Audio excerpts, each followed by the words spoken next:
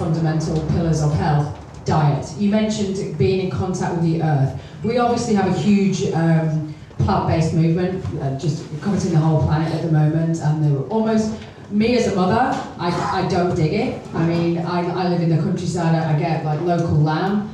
Yeah.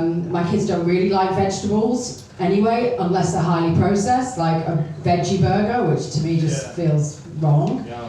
Can you give us a bit of indication of how you eat? I mean, what am I looking to do? Where am I focusing my energies? Yeah, you shouldn't care how I eat. That's a really bad question to them. No, I'm just giving you a hard time. I mean, how I eat is based on me and my unique biology, and based on human biochemical individuality. The ketogenic diet that your neighbor used to lose 20 pounds might screw you because you have familial hypercholesterolemia or poorly functioning gallbladder, or you don't make proper amounts of enzymes from a pancreatic standpoint to digest those fats, and there could be a whole range of factors all the way down to the genetics of saturated fat and the inflammatory process that may or may not occur in response to that. And so that dictates that if you want to know what diet to eat, we live in an era where the same type of self-quantification protocols that executives were paid tens of thousands of dollars for like a decade ago, you can do for dirt cheap in the comfort of your own home. All my clients, when they come to me, we do blood testing, we do saliva, we do urine, we do stool testing, which of course everybody loves, putting your poop in the refrigerator in a prepaid FedEx bag to ship it off 3 days later.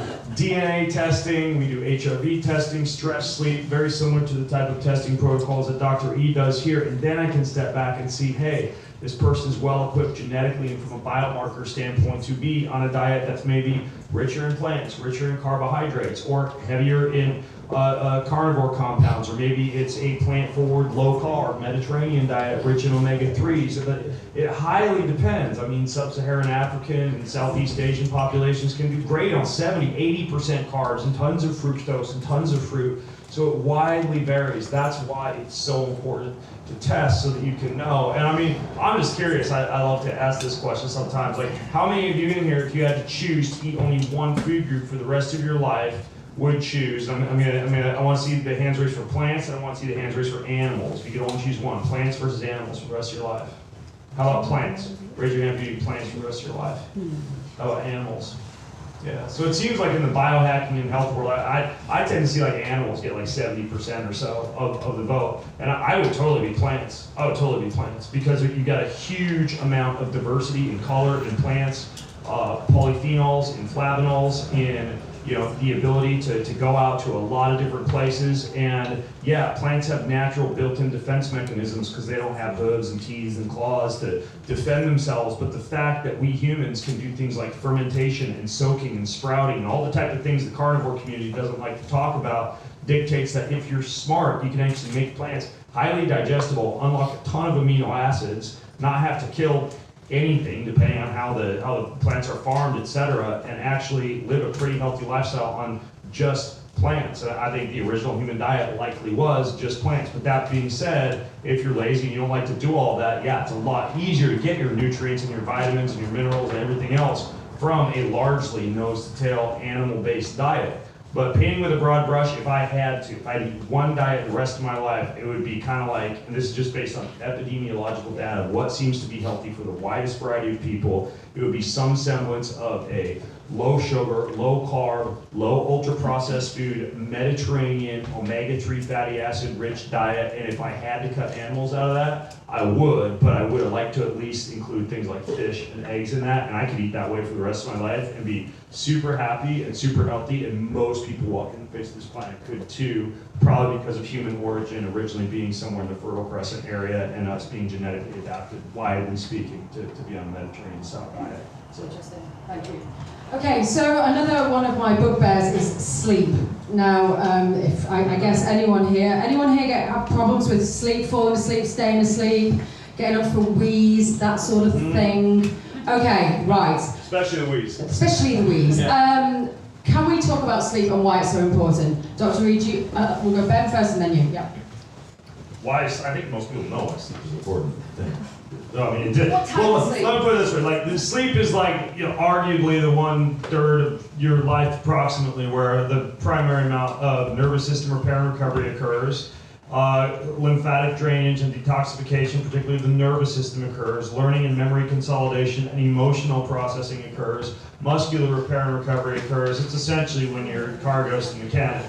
And ideally, your car is going to the mechanic in a state in which, like, for example, take like neurosurgeon Jack Cruz back in the States, right? He does neurosurgery. He's operating on people typically on ice in a super cool environment with no Wi-Fi routers, low electricity, because he knows that that's going to be a state in which these people who are getting like brain surgery and nervous system repair are going to be most primed to recover. And the same holds true for, even the lights in the surgical world, right? The same holds true in your bedroom, right? It should be all incandescent or halogen or biological LED. It should be super cold. It should be Wi-Fi free. You can even use Faraday shielding paint or Faraday canopies in bed. Like, the bedroom is the one place that you should heavily protect when it comes to temperature, when it comes to sound, when it comes to stress, when it comes to electricity. And if you do that alone, I mean, all the supplements, phosphatidylserine and melatonin and CBD and all that, just those steps alone are going to prime your body to repair. All the other stuff will like help you get to sleep and technically could improve sleep cycles, like the supplements and everything, but most people forget about the actual environment. So I pay a lot of attention to the temperature, to the lighting. I travel with red lights and a red light headlamp, and I don't have a grounding mat here with me just because we're going to Italy to cycle after this and I don't want to pack too much in my bag, but I'll often travel with a grounding mat. I don't work on my laptop in bed, like I used to do, like lay on the bed and get some work done.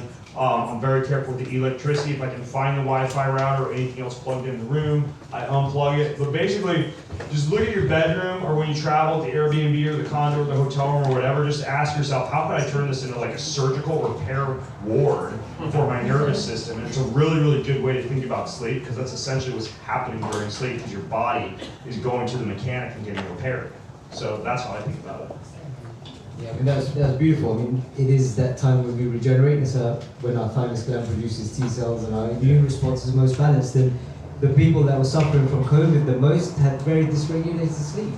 And they were stressed by the media and everything that was happening. And there's a direct correlation between lack of sleep, inflammation, stress, anxiety. All of these things are massively directly related. We also produce stem cells when we sleep. And as we get older, what happens to our sleep? It becomes less deep. It's known that our deep sleep decreases as we get older.